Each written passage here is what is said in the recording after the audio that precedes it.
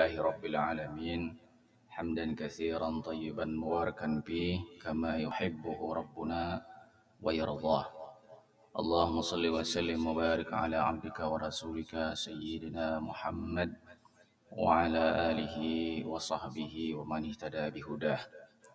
سبحانك لا علم لنا إلا ما علمتنا إنك أنت العليم الحكيم وتب علينا إنك أنت التواب الرحيم. رب يسر ولا تعسر بتمم وكمل بالخير. رب اشرح لي صدري ويسر لي أمري واحلل عقدة من لساني يفقه قولي ولا حول ولا قوة إلا بالله. وقال المصنف رحمه الله تعالى ونفعنا بعلومه في الدار اللهم آمين. الحديث الرابع عن أنس رضي الله عنه قال إنكم لتعملون أعمالا هي أدق في أعينكم من الشعر كنا نعدها على أهل رسول الله صلى الله عليه وسلم من الموبقات رواه البخاري. وقال الموبقات المهلكات. Hadis yang keempat di dalam bab al-muraqabah, bab mengenai adanya pengawasan Allah terhadap kita dalam segala perbuatan, dalam segala ucapan, tindakan, dan segala urusan. Dari Anas radhiyallahu anhu, beliau berkata, sesungguhnya kalian melakukan berbagai perbuatan-perbuatan yang di mata kalian itu dianggap lebih kecil daripada sehelai rambut. Dulu kami menganggapnya itu sebagai sesuatu yang sangat membinasakan di masa Rasulullah sallallahu alaihi wasallam. Hadis diriwayatkan oleh Al-Imam Bukhari.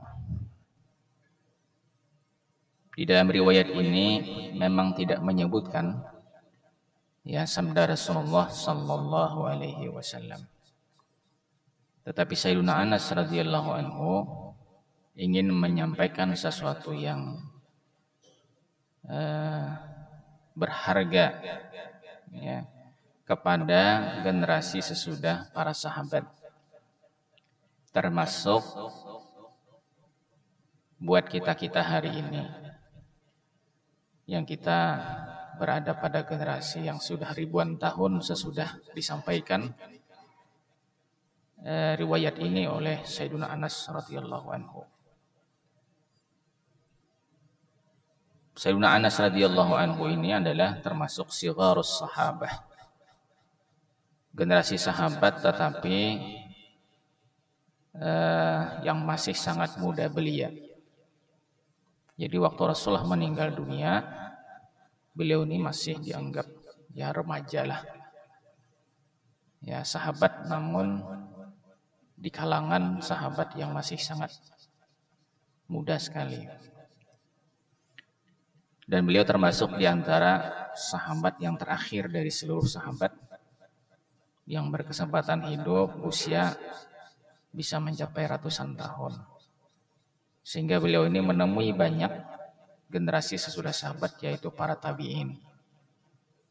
Nah, kepada para tabi'in inilah yang dimaksud di dalam riwayat yang beliau sampaikan ini. Jadi kalian, kata beliau, kepada para tabi'in yang belum pernah menemui masa-masa kehidupan sahabat dengan Rasulullah sallallahu alaihi wasallam. Jadi beliau mengingatkan kepada para tabi'in. Kenapa dikatakan memperingatkan? Karena ini adalah masalahnya tentang perubahan kondisi umat yang berbeda ya kondisinya dibandingkan dengan di masa-masa sahabat berada di tengah-tengah kehidupan Rasulullah sallallahu alaihi wasallam.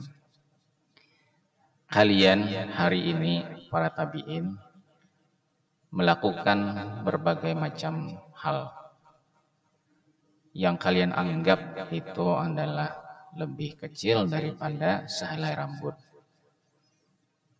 Maksudnya adalah menganggapnya sepele, menganggapnya biasa saja pekerjaan itu.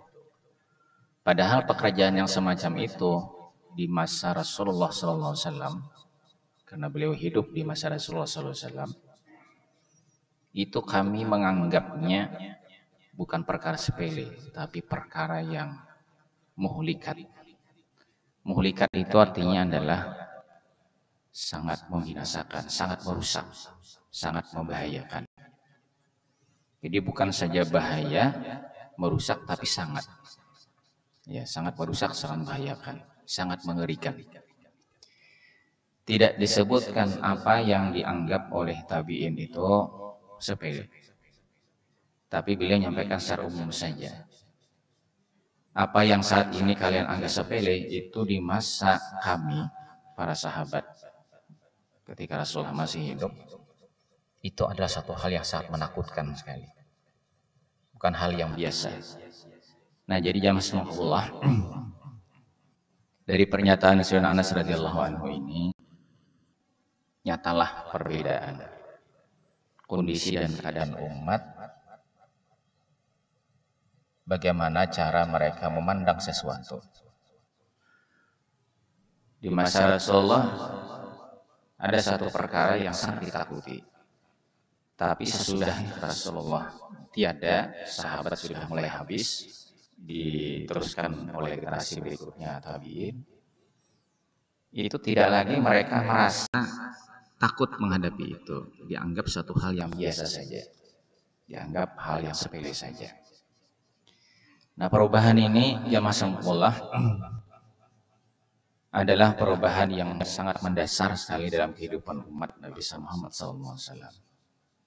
Hadis ini dicantumkan atau riwayat ini dicantumkan di dalam muraqabah. Kenapa? Karena ini berkaitan dengan iman. Berkaitan dengan iman kita kepada Allah Subhanahu wa taala. Karena yang menggerakkan hati kita, menggerakkan anggota kita, itu adalah iman kita kepada Allah. Dalam pandangan kita hal yang sepele, tidak menakutkan ini, tetapi di masa Rasulullah itu dianggap sesuatu yang sangat menakutkan, berbahaya. Kenapa ada cara memandangnya berbeda itu? Karena perbedaan tingkat keimanan. Tingkat keimanan.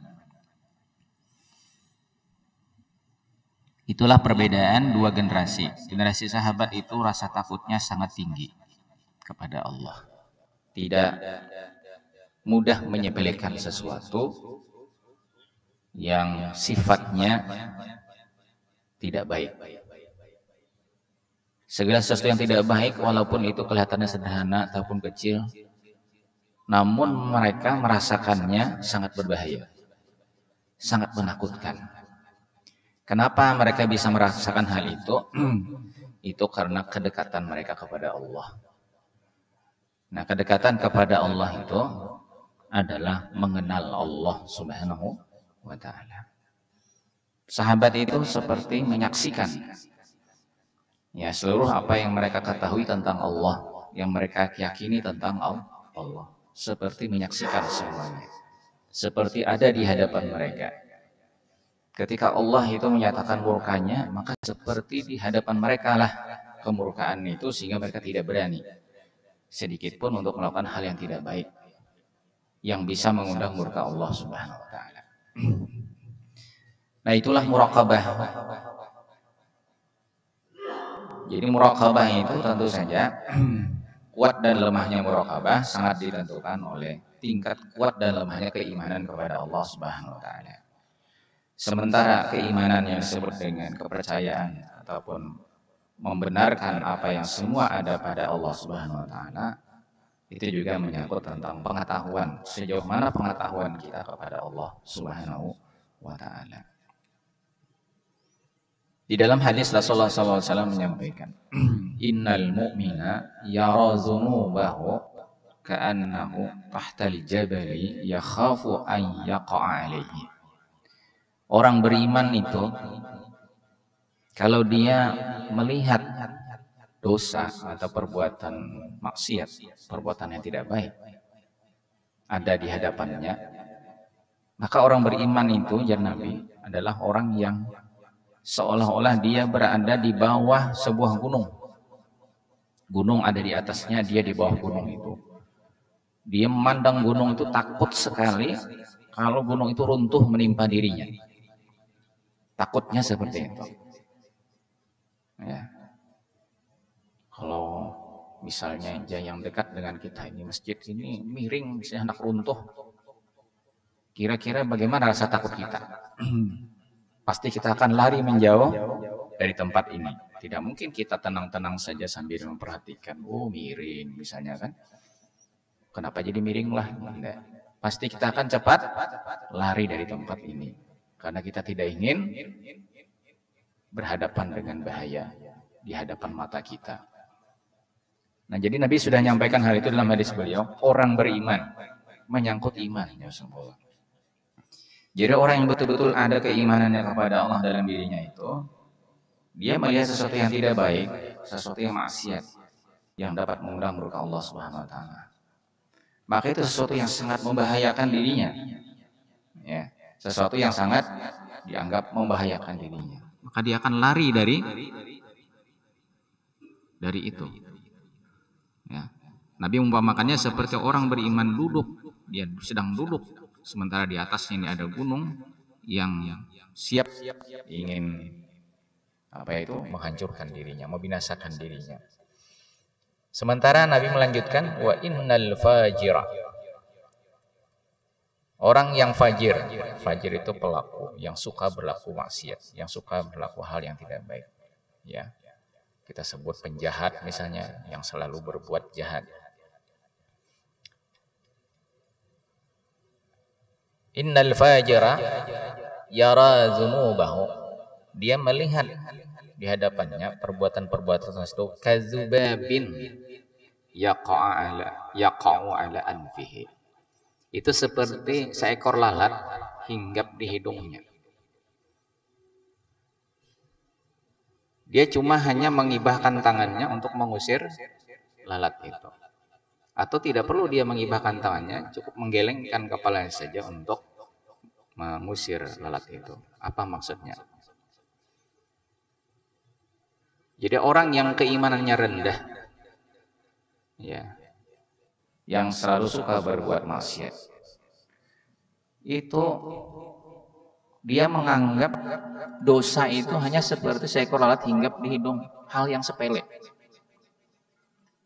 Hal yang sepele sekali. Bayi lalat tadi hinggap. Nah, perkara enteng, cukup digerakkan gitu aja buka honda lalatnya. Nah, itu perbedaan orang beriman. Jadi pada dasarnya imanlah yang membuat orang memiliki rasa takut kepada Allah Subhanahu wa taala. Takut kepada Allah, takut berbuat maksiat yang dapat mengundang murka Allah Subhanahu wa taala. Coba bayangkan semoga generasi sahabat dengan generasi tabi'in sudah ada perubahan yang begitu besar, mencolok. Karena Sayyidina Anas itu adalah orang yang hidup di dua generasi. Generasi sahabat dan generasi tabi'in, sehingga tahu persis perbedaannya antara dua generasi itu. Dan dua generasi itu bukan generasi yang jauh berdekatan, tapi perubahan itu sudah begitu banyak. Apalagi kita generasi yang sudah yang keberapa ini? Udah ribuan tahun dari riwayat ini ya semua. Tentu banyak sekali perubahan-perubahan dari segi menanamkan sebuah keyakinan dalam diri kita kepada Allah Subhanahu wa taala. Maka ini riwayat harus dijadikan bahan renungan bagi kita. Seberapa besar rasa takut kita kepada Allah ketika kita menghadapi urusan-urusan hidup kita ini. Nah, itu terlihat dari apa yang kita ucapkan, tindakan yang kita lakukan, perbuatan yang kita kerjakan. Ya. Adakah sejauh ini kita mengentengkan masalah yang tidak baik? Adakah sejauh ini kita merasa punya perhatian yang begitu besar terhadap kebaikan-kebaikan? Nah, manakala ada perhatian yang begitu besar, begitu tinggi terhadap kebaikan-kebaikan yang mengundang ridho Allah Subhanahu wa taala, kecintaan Allah kepada kita sebagai hamba, maka itu menggambarkan sebahagian daripada keyakinan kita kepada Allah Subhanahu wa taala, atau yang disebut dengan iman itu. Begitu pula perasaan-perasaan yang timbul dalam diri kita, rasa takut, rasa malu, rasa segan. Nah, semua rasa-rasa itu apakah munculnya karena kita merasa berurusan dengan Allah ataukah berurusan dengan manusia? Kan berbeda. Malu kepada manusia, malu kepada Allah. Kenapa tidak melakukan hal itu? Malu. Tapi malunya kemana? Malu yang ada urusannya dengan manusia, apa malu yang ada urusannya kepada Allah? Kenapa tidak dikerjakan? Takut. Takutnya ini kemana? Takutnya urusan kepada manusia, apa takutnya kepada Allah? Nah, jadi rasa-rasa yang seperti inilah jamaah menjadi bahagian daripada muraqabah itu. Apabila rasa itu memang ada hubungannya kepada Allah Subhanahu wa taala. Seperti yang disebutkan dalam hadis Nabi sallallahu alaihi wasallam tadi itu, ada rasa takut yang luar biasa orang beriman itu. Sebagaimana dia takut ketika dia berhadapan dengan perbuatan dosa itu, sebagaimana dia takut, itu perumpamaannya, sebagaimana dia takut dia akan dijatuhi oleh gunung yang besar atau runtuhan bangunan yang sangat besar, sehingga dia gemetaran dan dia tidak merasa tenang di dekat situ dan dia kemudian menjauh. Nah, itu adalah kira-kira rasa itu, getaran itu dalam hati kita ketika kita melihat, mendengar, ataupun membaca, ataupun apa saja yang kira-kira itu tidak baik buat kita, ya, di hadapan Allah Subhanahu wa taala. Nah, jadi semua ini adalah menyangkut tentang muraqabah.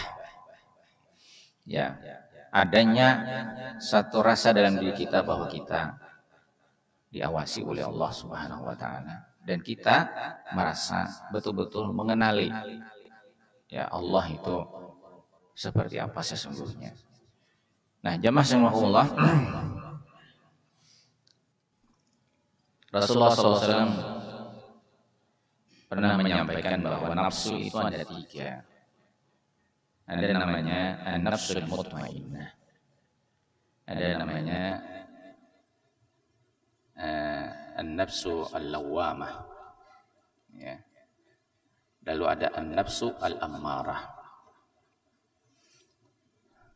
Nafsu di sini adalah menyangkut tentang rasa tadi itu, jemaah semua dalam diri kita. Nafsu mutmainnah itu adalah ada rasa ketenangan di dalam diri kita, bahkan kepuasan. Nah, tenang, kepuasan, dan tenang yang dipenuhi dengan kepuasan dalam diri kita. Berbuat taat kepada Allah, berbuat baik dalam hidup ini. Nah, itu adalah an-nafsul mutmainnah. Ya ayyatuhan nafsul mutmainnah, irji'i ila rabbiki radiyatan mardiyah, fadkhuli fi ibadi wadkhuli jannati. Ini tentu saja orang yang memiliki nafsul mutmainnah adalah orang yang paling beruntung, karena kabar kebahagiaan itu sudah disampaikan oleh Allah kepada orang yang memiliki nafsul mutmainnah. Maka mudah-mudahan kita ini memiliki rasa tenang dan kepuasan di dalam diri kita, berbuat taat, melakukan kebaikan-kebaikan dalam hidup. Karena ini adalah pertanda keberuntungan yang luar biasa. Wahai orang yang memiliki nafsu mutmainnah, kata Allah, kembalilah menghadap kepadaku dengan mendapatkan keridhaan dariku. Radiyatan mardiyah. Fadkhuli fi ibadi, masuklah kalian-kalian menjadi hamba-hambaku, bukan hamba manusia, bukan hamba dunia, bukan hamba nafsu yang lain, tapi kalianlah hambaku. Wadkhuli jannati, masuklah ke tempat yang sudah kusiapkan, yaitu surgaku, kata Allah. Ini nafsul mutmainnah. Kemudian ada nafsul lawamah. Nafsul lawamah itu adalah, lawamah artinya mengutuk, ya, menyalahkan, mencela. Maksudnya adalah kalau orang berbuat hal yang tidak baik dalam hidupnya, maka timbullah ada rasa mencela dirinya, mengutuk dirinya. Ini sesuatu hal yang baik ada pada diri seseorang. Itu artinya bahwa dia melihat sesuatu yang tidak baik itu merupakan sesuatu yang merugikan dirinya, membahayakan dirinya, sehingga dia mau menyalahkan dirinya, dia mengutuk dirinya. Itu nafsul lawamah. Nah, ini juga mudah-mudahan kita diberikan oleh Allah Subhanahu wa taala kesadaran dalam diri kita untuk menyalahkan diri sendiri, untuk mengingatkan diri sendiri kalau ini adalah perbuatan yang dapat merugikan dan membahayakan diri kita. Itu nafsul lawamah. Adapun yang ketiga adalah nafsu amarah. Ini adalah nafsu yang ada di seseorang yang selalu mengajak orang untuk berbuat yang tidak baik dan dia memperturutkan kemauan itu. Nah, ini yang tadi disinggung, menyepelekan.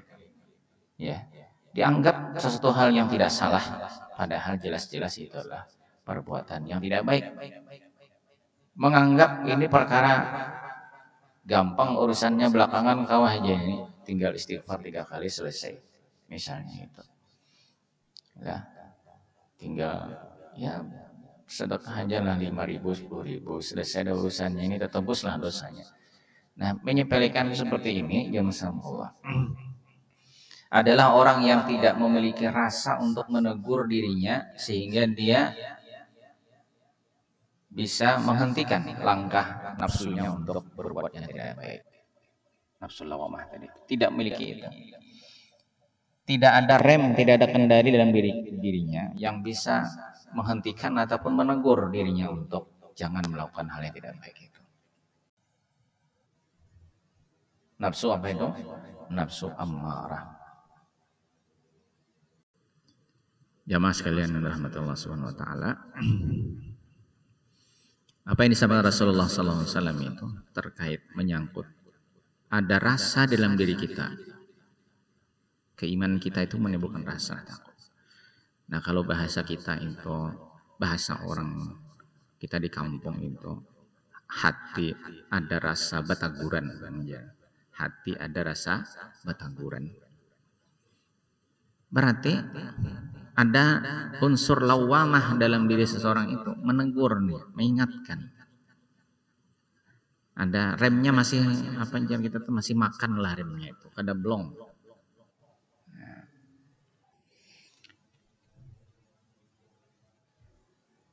Semua itu jamaah sekalian lagi-lagi adalah berkaitan dengan faktor keimanan kita kepada Allah Subhanahu wa taala. Maka kita melalui riwayat ini sangat dituntut untuk menjaga iman, bahkan terus memperkuat dan meningkatkan keimanan kita kepada Allah Subhanahu wa taala.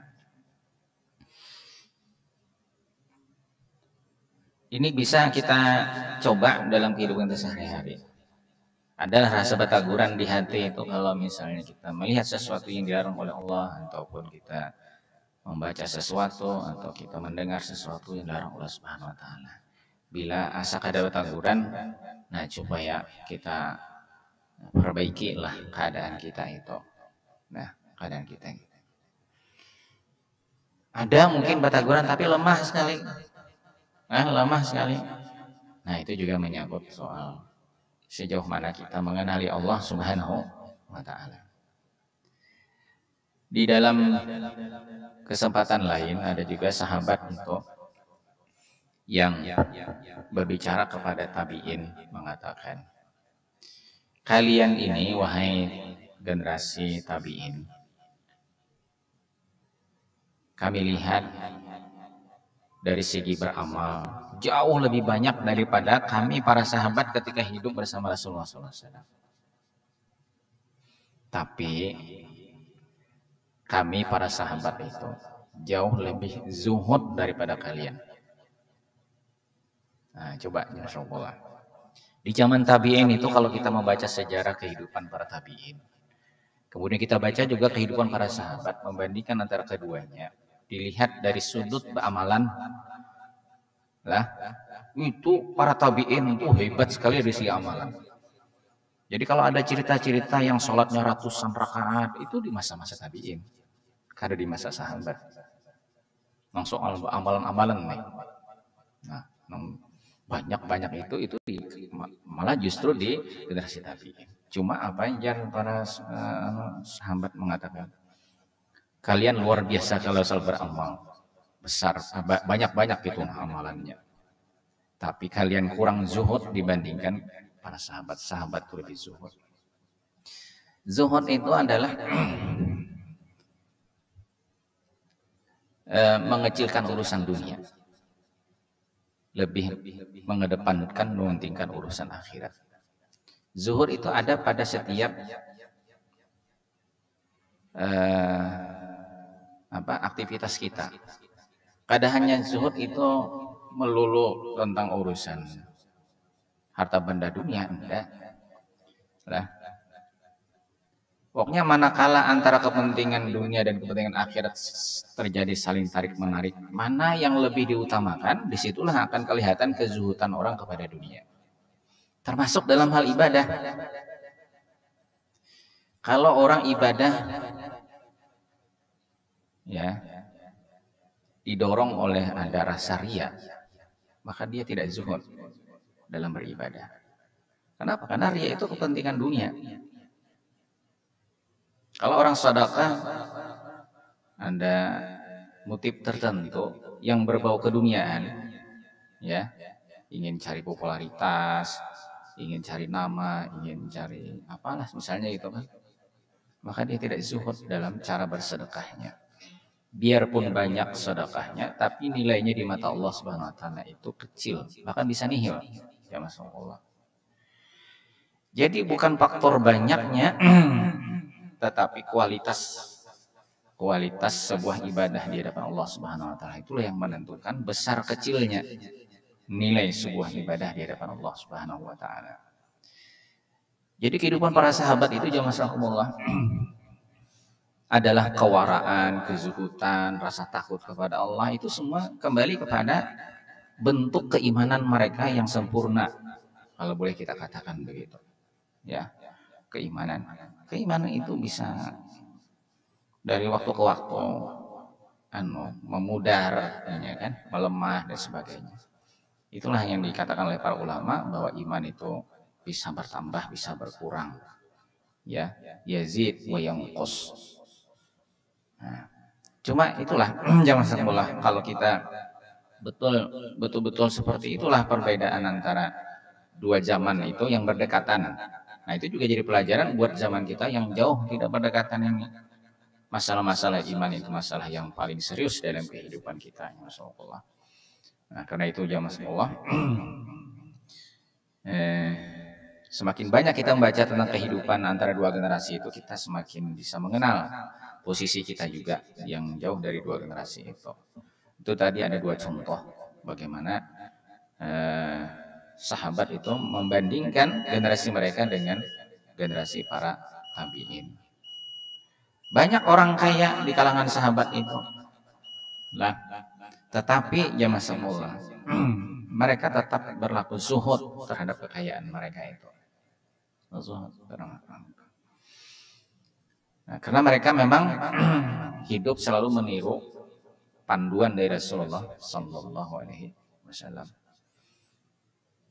Mereka tidak sebanyak ibadahnya para tabi'in, tetapi ibadah mereka itu dipenuhi oleh rasa takut kepada Allah, rasa malu di hadapan Allah, rasa ta'zim di hadapan Allah, Subhanahu wa ta'ala. Jadi ada dikatakan di dalam salah satu kata-kata hikmah, ya, dalam kitab hikam itu apa? Ma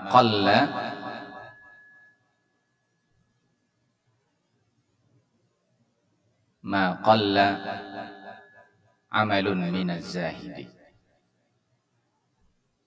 Tidak bisa dianggap kecil sebuah amal yang datang dari orang yang zuhud. Ya. Orang yang zuhud. Wa ma kathura amalun min raghibin. Tidak bisa dinilai sebagai suatu amal yang bernilai besar kalau amal itu datang dari orang yang raghib, orang yang senang kepada dunia. Zuhud terhadap dunia itu artinya orang yang tidak punya kepentingan terhadap dunia. Kepentingan dia dalam beribadah, dalam beramal adalah akhirat. Tapi raghib itu artinya suka kepada dunia. Memang banyak kita temukan orang beribadah itu dimotivasi oleh kepentingan-kepentingan dunia. Itu yang disebut tadi tidak zuhud dalam beribadah kepada Allah Subhanahu wa taala. Nah, sahabat itu kalau kita perhatikan segala bentuk amal-amal kebaikan mereka, ibadah-ibadah mereka itu selalu datang dari kezuhudan. Tidak ada motif-motif ingin mendapatkan sebuah keuntungan di dunia ini. Nah, sahabat yang membandingkan dengan para tabi'in itu melihat perbedaannya, insyaallah.